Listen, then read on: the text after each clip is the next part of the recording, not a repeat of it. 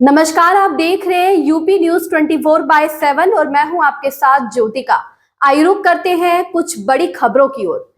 मुख्यमंत्री योगी आदित्यनाथ ने शुक्रवार को सुबह मां पाटेश्वरी देवी के मंदिर में दर्शन पूजन किया और गौशाला में गायों के साथ कुछ समय गुजारा और उन्हें गुड़ खिलाया। सीएम योगी जब भी बलरामपुर आते हैं मां पाटेश्वरी के दर्शन जरूर करते हैं। मुख्यमंत्री अलग अलग जिलों के दौरे पर हैं। बृहस्पतिवार को उन्होंने बहराइच और गोंडा जिले में कई कार्यक्रम व बैठकों में हिस्सा लिया और जनसभा को संबोधित किया। प्रधानमंत्री नरेंद्र मोदी ने गुजरात के भारवाड़ समुदाय से एक पेड़ मां के नाम अभियान के तहत प्राकृतिक खेती अपनाने और पेड़ लगाने की अपील की। उन्होंने मुख्य रूप से पशुपालन करने वाले समुदाय से देश को 2047 तक एक विकसित राष्ट्र बनाने में योगदान देने का आग्रह किया। पीएम मोदी ने अहमदाबाद के धोलेरा तालुका के बावलियाली धाम में एक धार्मिक कार्यक्रम में भाग लेने के लिए बड़ी संख्या में जुटे समुदाय के सदस्यों को वर्चुअल माध्यम से संबोधित किया।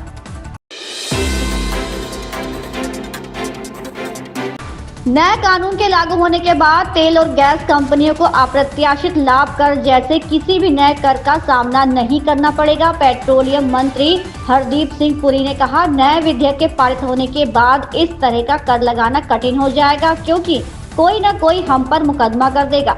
उन्होंने कहा कि तेल और गैस की खोज और उत्पादन में निवेश करने के इच्छुक निवेशक राजकोषीय स्थिरता चाहते हैं। नए कर जो दरें कम होने पर कम या शून्य मार्जिन की भरपाई किए बिना ऊंची कीमतों पर अर्जित लाभ को छीनने का प्रयास करते हैं, अक्सर बाधक होते हैं।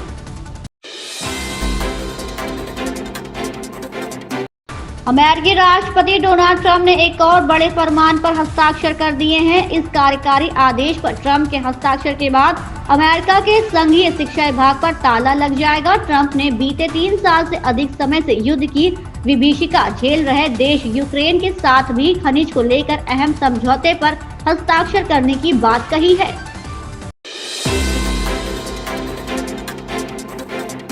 जिला अध्यक्षों के चयन में विपक्ष के पीडीएफ फॉर्मूले के पी यानी पिछड़ों को भरपूर प्रतिनिधित्व देने के बाद भाजपा अब डी यानी दलित का जवाब देने की तैयारी में जुट गई है। इसके लिए पार्टी नेतृत्व प्रदेश अध्यक्ष के चयन में दलित चेहरे पर दाव लगा सकता है। ऐसे कई नामों पर मंथन भी शुरू कर दिया गया है। कर्नाटक विधानसभा में शुक्रवार को हनी ट्रैप के मुद्दे को लेकर हंगामा हो गया। भाजपा विधायकों ने जमकर नारेबाजी की और कुछ विधायकों ने अपने हाथों में सीडी थामे हुई थी, जिन्हें लेकर दावा किया गया कि उनके पास हनी ट्रैप को लेकर सबूत है। इसके बाद कुछ विधायक नारेबाजी करते हुए वेल में पहुंच गए। इस दौरान विधायकों ने सभापति के आसन के पास पेपर फेंके। सदन में हंगामे के चलते विधानसभा की कार्यवाही स्थगित कर दी गई।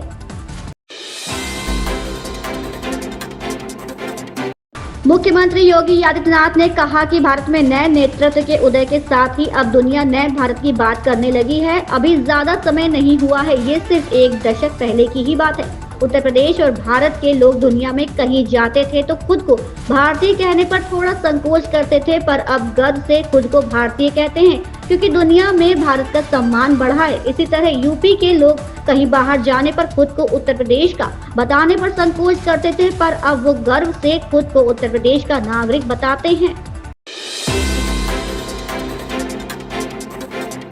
राष्ट्रगान के अपमान के सवाल पर बिहार में सियासी घमासान जारी है। पहले राष्ट्रीय जनता दल के सुप्रीमो लालू प्रसाद यादव ने सीएम नीतीश कुमार का वीडियो शेयर करते हुए उन पर जमकर हमला बोला। इसके बाद पूर्व सीएम राबड़ी देवी और तेजस्वी यादव ने विधानमंडल में विरोध प्रदर्शन किया। अब लालू प्रसाद की बेटी रोहिणी आचार्य ने राष्ट्रगान के अपमान के सवाल पर पीएम नरेंद्र मोदी से सवाल पूछा है।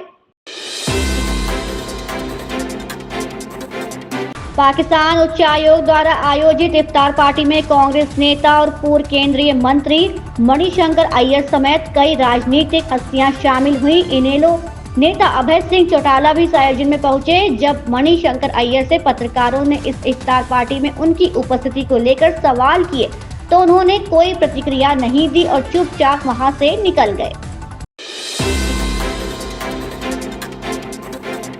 दिल्ली हाई कोर्ट के एक जज के घर से कथित तौर पर नकदी बरामद होने का मामला शुक्रवार को राज्यसभा में भी गूंजा। सभापति जगदीप धनखड़ ने कहा कि वो इस मुद्दे पर व्यवस्थित चर्चा के लिए कोई व्यवस्था ढूंढेंगे। सुबह के सत्र में इस मुद्दे को उठाते हुए कांग्रेस सांसद जयराम रमेश ने न्यायिक जवाबदेही पर सभापति का जवाब मांगा और उन्हें इलाहाबाद उच्च न्यायालय के एक न्यायाधीश के खिलाफ महाभियोग के संबंध में लंबित नोटिस की याद दिलाई।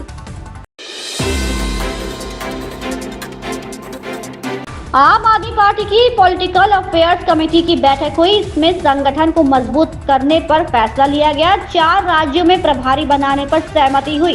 गुजरात में गोपाल राय प्रभारी, दुर्गेश पाठक सह प्रभारी, गोवा में पंकज गुप्ता प्रभारी, पंजाब में मनीष सिसोदिया प्रभारी और सत्येंद्र जैन सह प्रभारी, छत्तीसगढ़ के लिए संदीप पाठक प्रभारी बनाए गए। दिल्ली का अध्यक्ष सौरभ भारद्वाज और जम्मू कश्मीर के लिए मेहराज मलिक को जिम्मेदारी दी गई।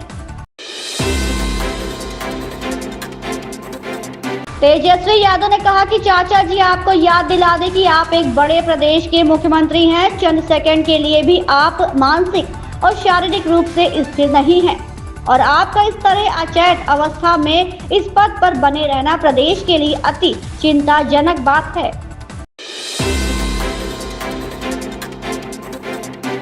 15 मार्च 2025 को उड़ीसा और झारखंड में पहली गर्म रात दर्ज की गई, जबकि पिछले साल 2024 में ये स्थिति 27 मार्च को गुजरात और महाराष्ट्र में देखने को मिली थी।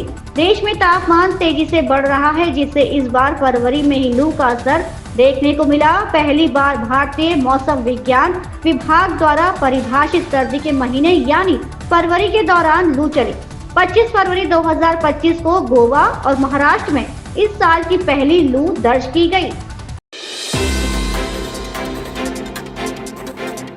सलमान खान की फिल्म सिकंदर इस ईद पर रिलीज होने के लिए तैयार है। इस फिल्म की एडवांस बुकिंग शुरू हो गई है। हालांकि फिल्म का ट्रेलर अभी भी रिलीज नहीं किया गया है। फिल्म 30 मार्च को रिलीज होगी। टाइम्स ऑफ इंडिया की एक खबर के मुताबिक फिल्म की विदेशों में खूब एडवांस बुकिंग हो रही है। जहां विदेशों में लोग फिल्म को देखने के लिए सिनेमा घरों में अपनी सीट बुक कर रहे हैं, वहीं भारत में अभी इस फिल्म की एडवांस बुकिंग शुरू नहीं हुई है। खबर है कि 29 मार्च से फिल्म की एडवांस बुकिंग शुरू हो सकती है। इन खबरों में बस इतना ही। बने रहिए यूपी न्यूज 24/7 के साथ। अगर आपको ये खबर पसंद आई हो तो हमारे चैनल को लाइक, सब्सक्राइब और शेयर करें और हमें अपनी राय कमेंट में जरूर बताएं।